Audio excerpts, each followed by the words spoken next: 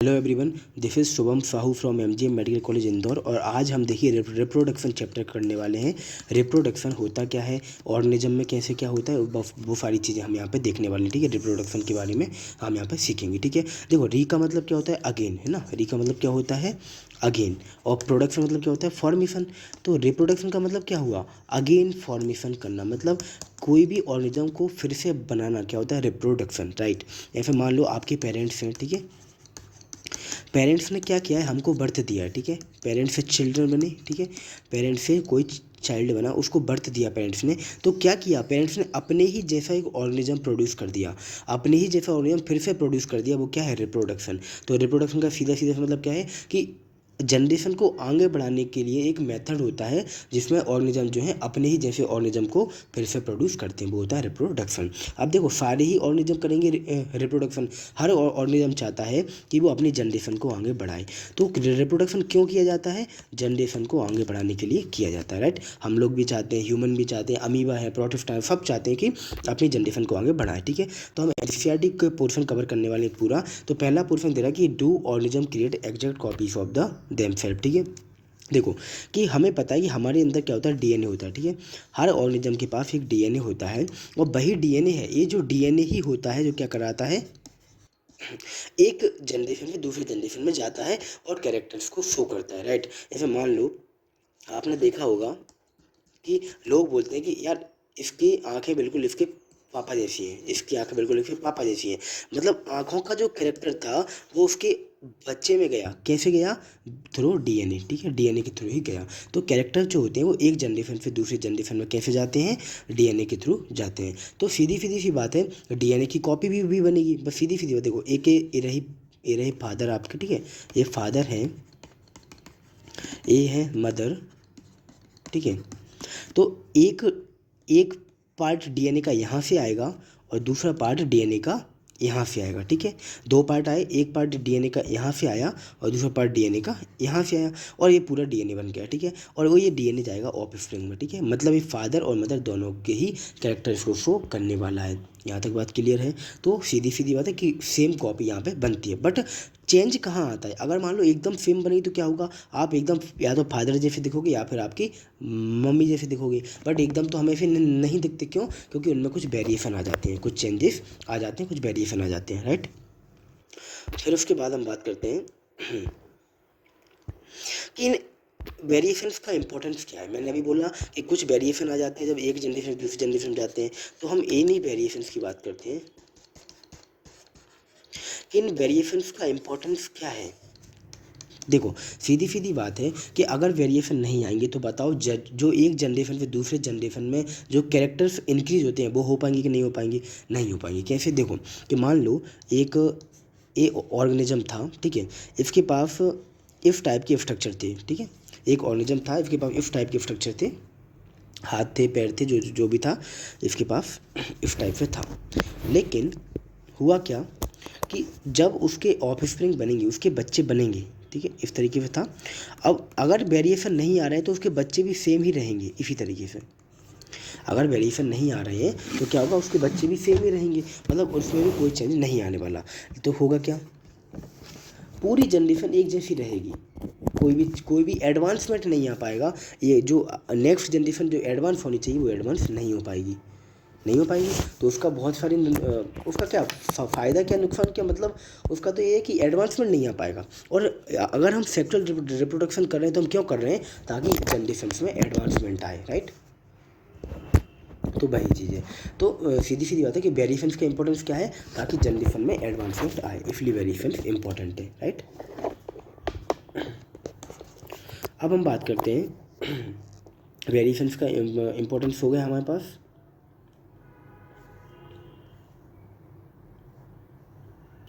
कुछ single organism जो होते हैं, लाइक अमीबा हो गया, पैरामीशियम हो गया, इनमें किस किस तरीके से रिप्रोडक्शन होता है हम उसके बारे में बात कर लेते हैं। ठीक है, कुछ सिंगल ऑर्गेनिज्म में रिप्रोडक्शन के बारे में हम पहले बात करते हैं। ठीक है,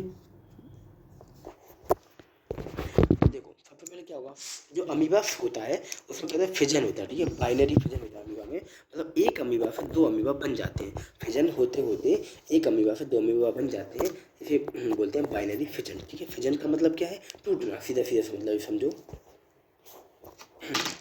फिजन। फिजन का मतलब क्या होता है? टूटना।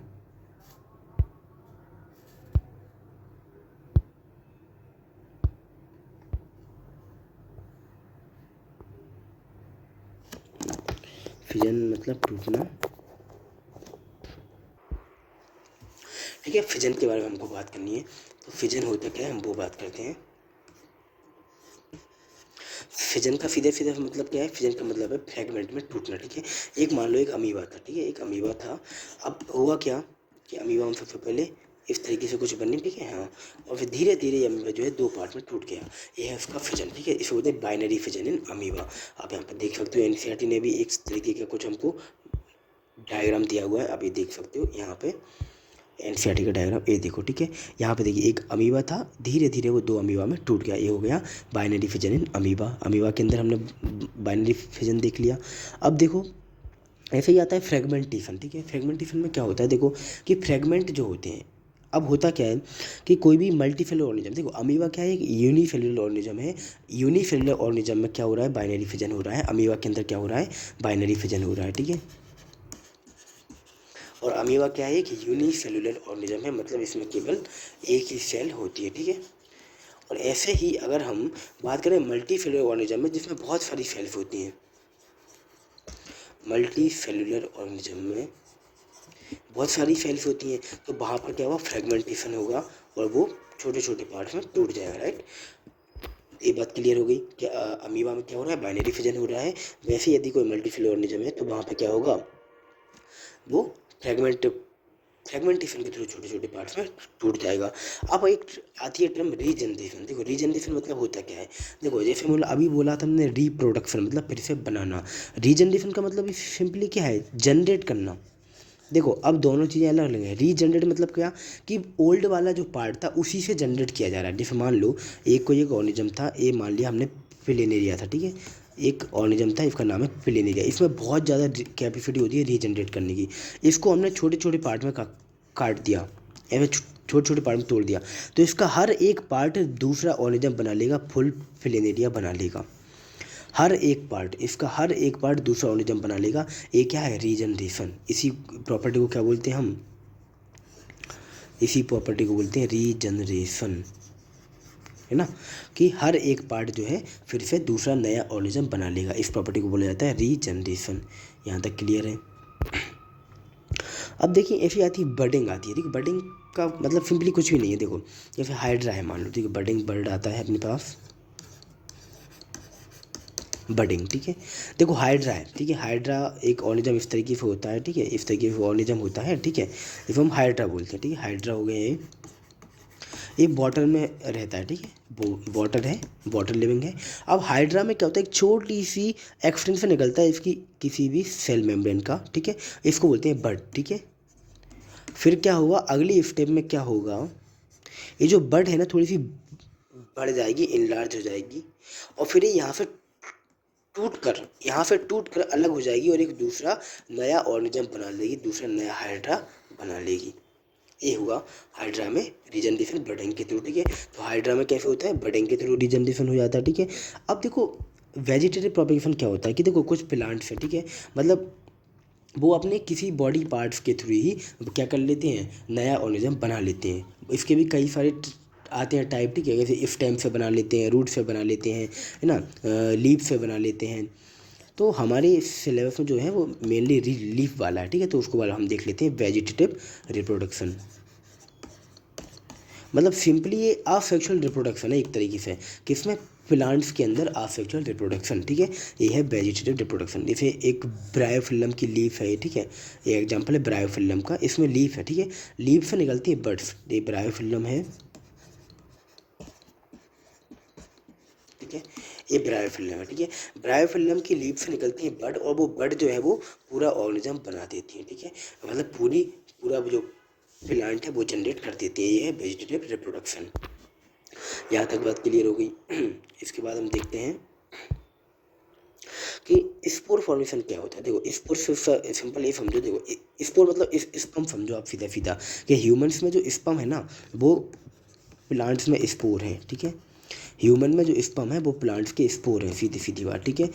कहने का मतलब क्या है कि स्पर्म क्या काम करता है, जो हम लोग होते हैं जैसे मेल है, ठीक है, जो मेल है, मेल क्या करते हैं, मेल के अंदर स्पर्म जनरेट होते हैं और वो स्पर्म जाते हैं फीमेल के अंदर और वहाँ पर ओवा के साथ मिलके एक नया ऑर्गेनिज्म बनाते हैं, मतलब रिप्रोडक्शन करते हैं, ठीक है। तो वैसे ही जो प्लांट्स में जो स्पोर बनते हैं, जो प्लांट्स में स्पोर बनते हैं वो भी कहाँ जाते हैं, फीमेल स्पोर कहाँ बनेंगे, मेल प्लांट के अंदर। देखो जब हम बात करेंगे फ्लावरिंग प्लांट्स की, फ्लावरिंग प्लांट्स मतलब कौन सी, वो प्लांट्स जिनमें फ्लावर्स आते हैं, मतलब एंजियोस्पर्म की जब हम बात करेंगे, ठीक है, जब हम एंजियोस्पर्म की बात करेंगे, फ्लावरिंग प्लांट्स की बात करेंगे, तो हम वहाँ देखेंगे जो एक रहेगा मेल प्लांट और एक रहेगा फीमेल प्लांट, ठीक है। तो जो मेल प्लांट है वो मेल प्लांट क्या करेगा, स्पोर का फॉर्मेशन करेगा, मतलब स्पर्म प्रोड्यूसिंग चीज़ बनाएगा, ठीक है, स्पोर का फॉर्मेशन करेगा और वो जो स्पोर है वो कहाँ जाएंगे, फीमेल प्लांट के पास जाएंगे और वहाँ पर जाकर रिप्रोडक्शन की प्रोसेस को कंप्लीट करेंगी।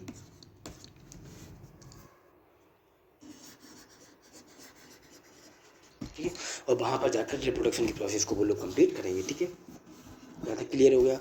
अब देखो ये स्पोर फॉर्मेशन, अब आता है मेनली आता है हमारा सेक्सुअल रिप्रोडक्शन। इसको थोड़ा हमें डिटेल से पढ़ना पड़ेगा सेक्सुअल रिप्रोडक्शन को, क्योंकि ये बहुत ज़्यादा इंपॉर्टेंट पार्ट है हमारा, ठीक है। देखो सेक्सुअल रिप्रोडक्शन का मतलब क्या है, फिर पहले ये चीज़ समझो कि सेक्स के थ्रू ऑर्गेनिज्म प्रोड्यूस करना, सिंपली सेक्सुअल रिप्रोडक्शन मतलब सेक्स के थ्रू ऑर्गेनिज्म रिप्रोड्यूस करना। यहाँ पर हम देख सकते हैं। अब सीधी सीधी बात है, अगर सेक्सुअल एक्टिविटी करनी है तो दो ऑर्गेनिज्म का होना जरूरी है, ठीक है। पहले बात करते हैं सेक्सुअल रिप्रोडक्शन की, कि देखो कि अगर आपको सेक्सुअल एक्टिविटी करनी है तो हमारे पास दो ऑर्गेनिज्म का होना जरूरी है, राइट। सेक्सुअल एक्टिविटी के लिए दो ऑर्गेनिज्म का होना जरूरी है। अब वो दो ऑर्गेनिज्म कौन कौन होते हैं, एक मेल होता है और एक फीमेल होता है, सीधी सीधी बात है, एक मेल होगा और एक फीमेल होगा, राइट। तो हम भाई बात करते हैं, ठीक है। तो हम बात कर रहे थे सेक्सुअल रिप्रोडक्शन की, सेक्सुअल रिप्रोडक्शन, ठीक है। तो एक मेल प्लांट होगा, मतलब एक मेल ऑर्गेनिज्म होगा और एक फीमेल ऑर्गेनिज्म होगी, ठीक है। एक मेल होगा और एक फीमेल होगी और ये जो मेल फीमेल आपस में इंटरकोर्स करेंगे, तो मेल और फीमेल जो है आपस में क्या करेंगे, इंटरकोर्स करेंगे, तो क्या होगा, बेबी प्रोड्यूस होगा, सीधी सीधी बात है। मेल और फीमेल क्या करेंगे, आपस में इंटरकोर्स करेंगे, ठीक है। अब इंटरकोर्स करने के टाइम पर होगा क्या, वो समझो कि जैसे ही इंटरकोर्स करेंगे, जो मेल है जो अपने स्पर्म को फीमेल की विजाइना में छोड़ देता है, लाइक ये मान लो विजाइना है, ठीक है, और मेल का पेनिस है, ठीक है। तो मेल क्या करता है, अपने पेनिस के थ्रू स्पर्म क्या करता है, फीमेल की विजाइना में छोड़ देता है और जब फीमेल की विजाइना में स्पर्म पहुंचते हैं तो वो ओवा के साथ मिलेंगे। अब ये स्पर्म आ चुका है, ठीक है, स्पर्म ये आ चुका है, अब ये ओवम के साथ क्या करेगा, मिलेगा, ठीक है। और जब स्पर्म और ओवम आपस में मिलेंगे तो क्या बनेगा, एक जाइगोट बन जाता है, एक बड़ा सा न्यूक्लियस, बड़ा सा सेल बन जाता है, इसे जाइगोट कहते हैं। और यही जाइगोट है जो ऑर्गेनिज्म को प्रोड्यूस करता है, ठीक है। यही जाइगोट आगे चल के क्या करेगा, एक पूरा ऑर्गेनिज्म बना देगा। तो ये पूरी प्रोसेस होती है सेक्सुअल रिप्रोडक्शन में, ठीक है। कि क्या होता है, सबसे पहले मेल और फीमेल में के बीच क्या होता है, सेक्सुअल इंटरकोर्स होता है। सेक्सुअल इंटरकोर्स होने के बाद क्या होगा कि मेल जो वो है अपने पेनिस के थ्रू वेजाइना में क्या कर देगा, स्पर्म को एंट्री करा देगा। स्पर्म की एंट्री करने के बाद स्पर्म और ओवम आपस में मिलेंगे और स्पर्म और ओवम के मिलने के बाद जाइगोट बनेगा और वो जो जाइगोट है वो एक पूरे ऑर्गेनिज्म को प्रोड्यूस कर देगा। यहाँ तक बात क्लियर है। अब बात आती है कि सेक्सुअल रिप्रोडक्शन का मोड ज़्यादा पॉपुलर क्यों है, सेक्सुअल रिप्रोडक्शन ज़्यादा बेनिफिशियल क्यों है, सेक्सुअल रिप्रोडक्शन क्यों किया जाता है, हम उसकी पहले बात कर लेते हैं थोड़ी सी। देखो एक चीज़ समझो कि वेरिएशन, मैंने एक वर्ड बोला था वेरिएशन। अब समझना, आपके पेरेंट्स हैं, आप आपके पेरेंट्स जैसे दिखते हो, लाइक उनके दो हाथ हैं, आपके भी दो हाथ हैं, उनके दो पैर हैं, आपके भी दो पैर हैं, बट आपका फेस आपके पेरेंट्स जैसा एग्जैक्ट बिल्कुल नहीं है। आपका फेस आपके पेरेंट्स जैसा बिल्कुल नहीं है। यही पेरेंट्स से चिल्ड्रन जो डिफरेंस आ रहे हैं, यही जो डिफरेंस आ रहे हैं वो क्या है, वेरिएशन है। ये जो डिफरेंस आ रहा है वो क्या है, वेरिएशन है। लाइक आपके पेरेंट्स आपके जैसे बिल्कुल नहीं दिखते, मतलब आप आपके पेरेंट्स जैसे नहीं दिखते, ये क्या है, डिफरेंस वेरिएशन है। अब इन वेरिएशंस का इंपॉर्टेंस क्या है हम उसके बारे में बात करते हैं। ठीक है, वेरिएशन आने में कोई दिक्कत नहीं, हमें इंपॉर्टेंस के बारे में बात करें। देखो आपको पता है हर एक जनरेशन, मान लो ये F1 फर्स्ट जनरेशन है, फिर सेकंड जनरेशन बनी, फिर थर्ड जनरेशन बनी, हर एक जनरेशन एडवांस होती जाती है। लाइक आप समझो कि आपके पेरेंट्स हैं वो इतने अच्छे से इन चीज़ों को यूज़ नहीं कर पाते, लाइक लैपटॉप कंप्यूटर, इन चीज़ों को इतने अच्छे से यूज़ नहीं कर पाते जितने अच्छे से आप कर लेते हो। लाइक एडवांसमेंट हो रहा है, एक्सपीरियंस उनको ज़्यादा है लाइफ का, बट एक एडवांसमेंट है वो बच्चों के पास ज़्यादा है कि एक जनरेशन से दूसरी जनरेशन में एडवांस होता जा रहा है। ऐसे जो हमारे बच्चे होंगे वो हमसे ज़्यादा एडवांस रहेंगे। तो ये जो एडवांसमेंट है वो किसकी वजह से आता है, वो वेरिएशन की वजह से आता है, क्योंकि अगर वेरिएशन नहीं आएंगे तो ये एडवांसमेंट भी नहीं आएगा। इतना बात क्लियर हो गया। अब देखो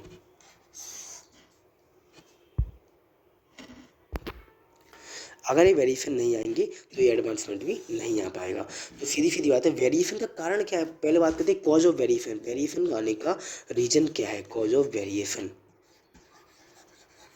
देखो हमारा जो डीएनए है ना, ये डीएनए है, मान लो ये आपके फादर का डीएनए है, ठीक है, और ये आपकी मदर का डीएनए है, मदर से आया एक फादर से आया, तो इसकी एक कॉपी यहाँ से आएगी फादर से, एक कॉपी यहाँ से आएगी, ठीक है, और ये आपके ये वाला डीएनए जो कहाँ जाएगा, ऑफ स्प्रिंग के अंदर जाएगा, चिल्ड्रन के अंदर जाएगा। तो जब ये कॉपीज हो रही होती हैं, जब इनका रिकॉम्बिनेशन हो रहा होता है, जब ये आपस में मिल रही होती हैं, तो इनके कुछ सीक्वेंस जो है वो चेंज हो जाते हैं, और वही सीक्वेंस जो है वेरिएशन का कारण बनते हैं, वही सीक्वेंस वेरिएशन कॉज करते हैं। यहाँ तक बात क्लियर है।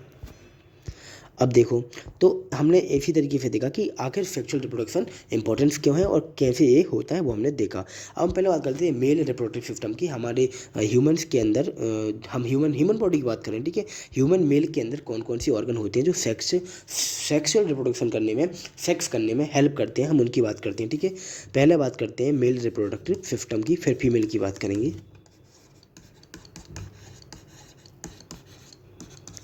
देखो पहले हम उन ऑर्गन की बात करते हैं जो हम आसानी से देख सकते हैं। आप आसानी से देख सकते हो, आपका पेनिस स्क्रोटम के अंदर दो टेस्टिस रखे होते हैं, है ना, और इस तरीके से यहाँ पे पेनिस होता है, ठीक है, पेनिस ऐसे बनाते हैं, रुको, पेनिस,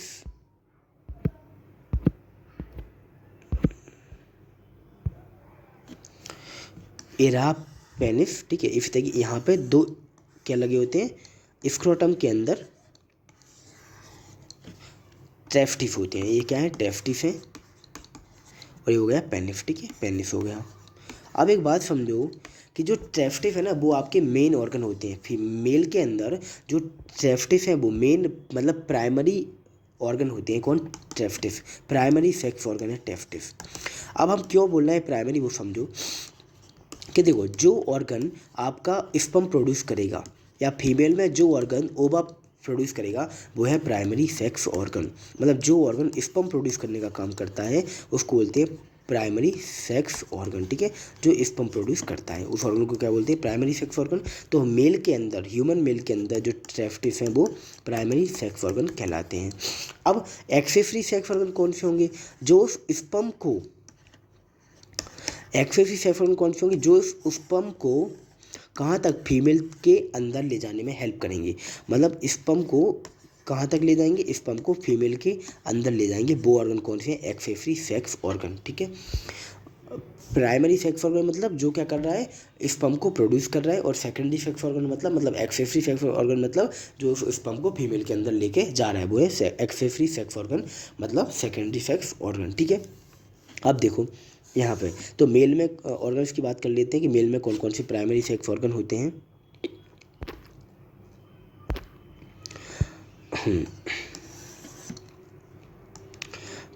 प्राइमरी तो एक ही होगा भाई, नाम क्या है, टेस्टिस, ये तो हो गया प्राइमरी सेक्स ऑर्गन।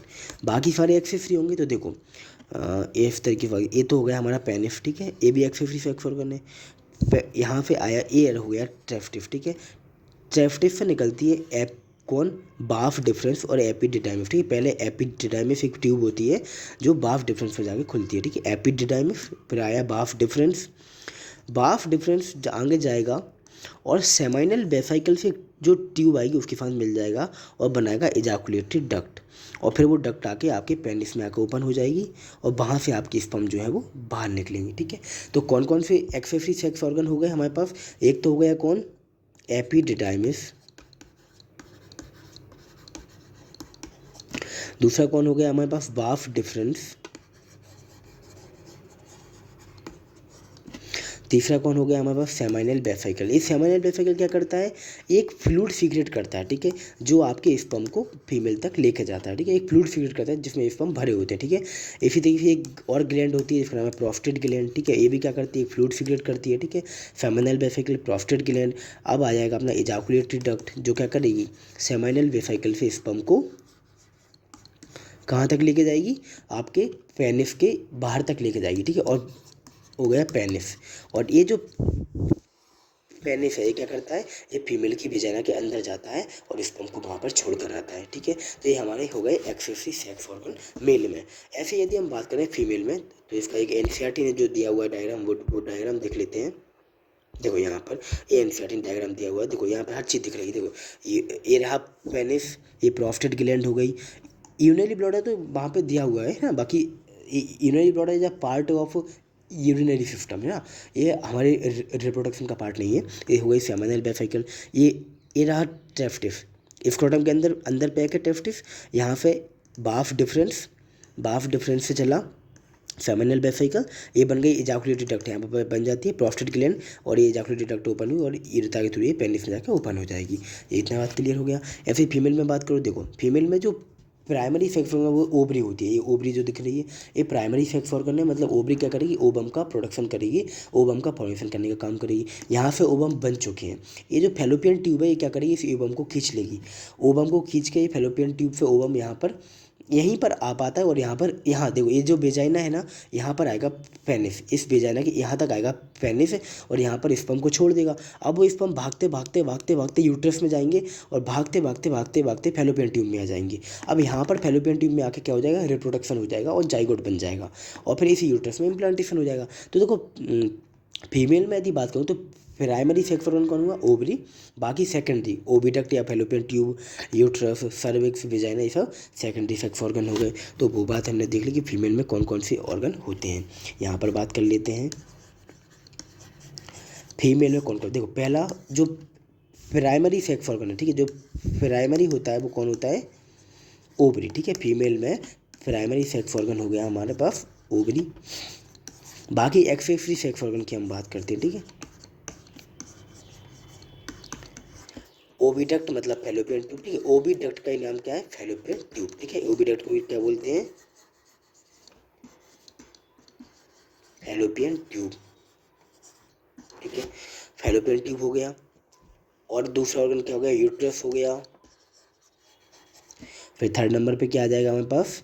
सर्विक्स आ जाएगी, वेजाइना आ जाएगी। ठीक है, और वेजाइना वो पार्ट है जो बाहर से हमको दिखाई देता है। ठीक है, जो बाहर से हम देख सकते हैं वो पार्ट वेजाइना हो गया, और इसी वेजाइना में आता है कौन?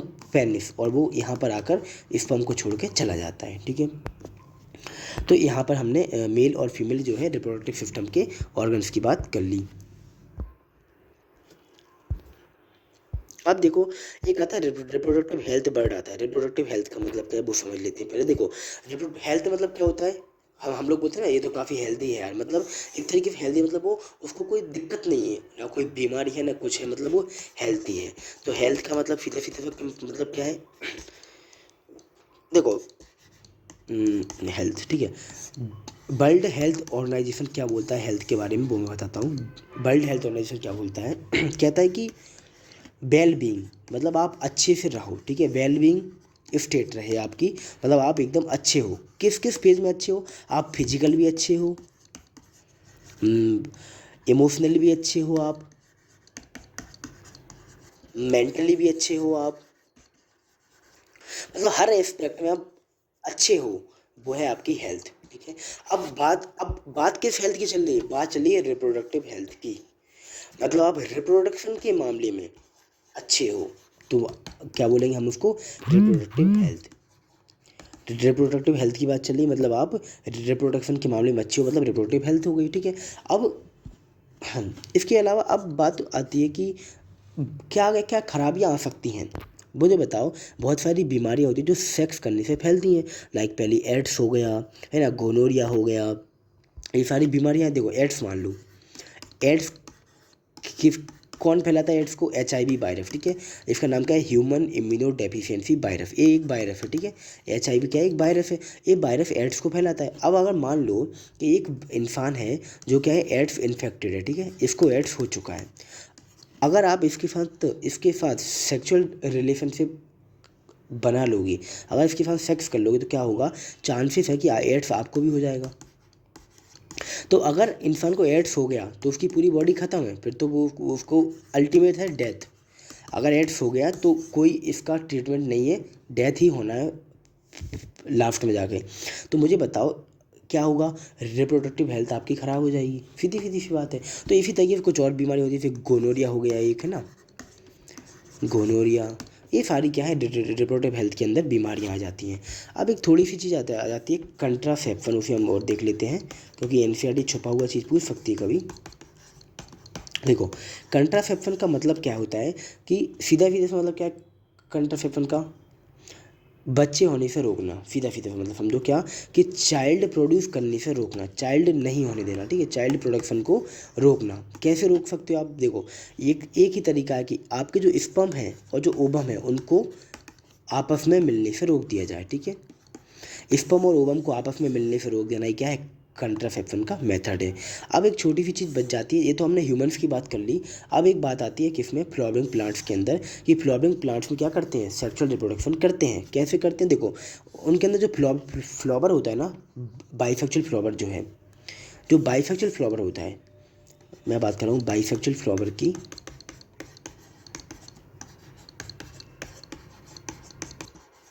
जो बाइसेक्सुअल फ्लावर होता है उसमें क्या होते हैं, एक मेल पार्ट होता है। देखो पहले तो होता है एक कैलिक्स होता है, एक कोरोला होता है, एक फीमेल पार्ट होता है और एक मेल पार्ट होता है, ठीक है।